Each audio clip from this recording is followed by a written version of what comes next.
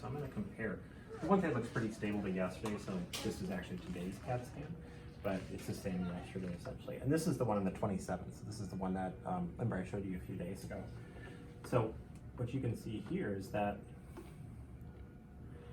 again, you've got these areas of bone, maybe perhaps there's a little bit of a bullet fragment in there, but then this dark area around it is some of the swelling that's associated with it. Now, even going back, like to your outside hospital, this area has kind of gotten bigger over the course of time. And sometimes, to some extent, you'd expect that to happen, and just because of the bullet, in and of itself. But the problem is, and I was thinking about this, and the radiologist actually had mentioned that too, is that even on this CAT scan, the area of the swelling is starting to get outside of the area where the bullet fragments are, and it kind of suggests that perhaps maybe there's something else that's going on that's causing the swelling. And then here's the CAT scan from this morning. Now, again, you see this area that the swelling is now kind of, it's larger, and it's involving other areas of the brain. So if you kind of compare it, you see how this looks bigger than this. You see that's bigger than the one on the left? Correct. It's not like a ton bigger, but I don't want it to get any bigger than that. So it's that's smaller than me, but maybe I just wish that were the case. Yeah, so this, again, it is a little bit bigger from here, because I look at the bone fragments too. So you see this bone fragment looks like this bone fragment, right? Mm-hmm. You can see in this cut that the swelling ends just after where the bone fragment is, right? And then, but you can see over here, the same bone fragment, now the swelling extends up here. And so that's why I thought it had gotten a little bit bigger. Now, it's not like a ton bigger, because you can see it here. And again, I had the radiologist look at it, and like I said, I had about 5 other physicians take a look at it last night too, and so everybody kind of agreed it looks a little bit worse. Again, not like a ton worse, but... Why would that be? And again, I think that's because, so... Like, am I like, what am I doing? You're not doing anything wrong. There's nothing that you could be doing to help with this.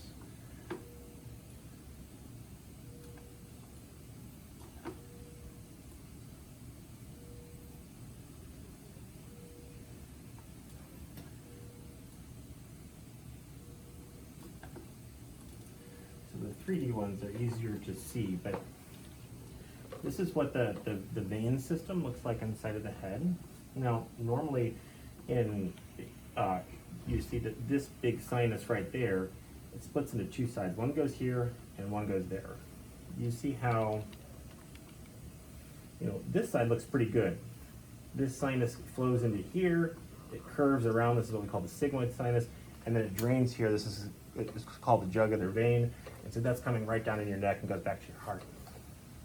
So as the brain's being, the arteries are taking the blood to the brain, but equally important, these veins are draining the blood out. And so what's happening is that you don't see that on this side. You see where this red kind of stops right there.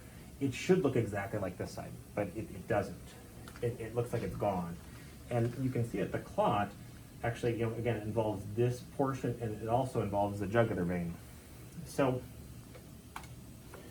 if it keeps getting worse, why would it get better in 2 days if it's only getting worse? Well, it got worse from when we went from the 27th to yesterday. So in 48 hours, the swelling had gotten worse.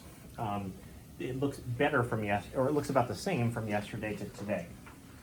I just want to make sure it doesn't continue to get worse, because if it does, then it could start to compress more brain tissue, and then you could have more symptoms.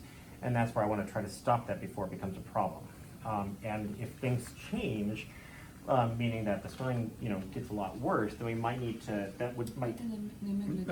No, doesn't. She doesn't want to be recorded. So you're recorded. She's not. No, so, if the swelling gets much worse, then we might have to go back to the drawing board and reassess the risk of starting a blood thinner, or if there's something else that we can do. So that's what we're just. Again, I'm hoping that everything will be fine, especially with the CAT scan being, doesn't show any increase in the swelling today and everything.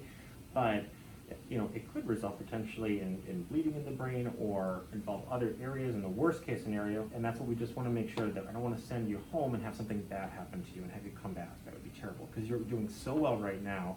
And I think that we can keep you that way, hopefully, you know, if we keep a close eye on you and manage the situation properly. I want to make sure you got good follow-up and everybody knows, you know, what's going on, and so that way, you know, we don't miss anything. And I mean, I want you to come back and be like, hey, look, I'm doing so much better, not that you're doing worse, okay? So, and I don't want to scare you by saying that, but I want you to understand why we're watching you, and that it's just out of an abundance of precaution. I just want to make sure that everything's going to be okay. I'm sorry that, I know, I was hoping that you were going to go home yesterday.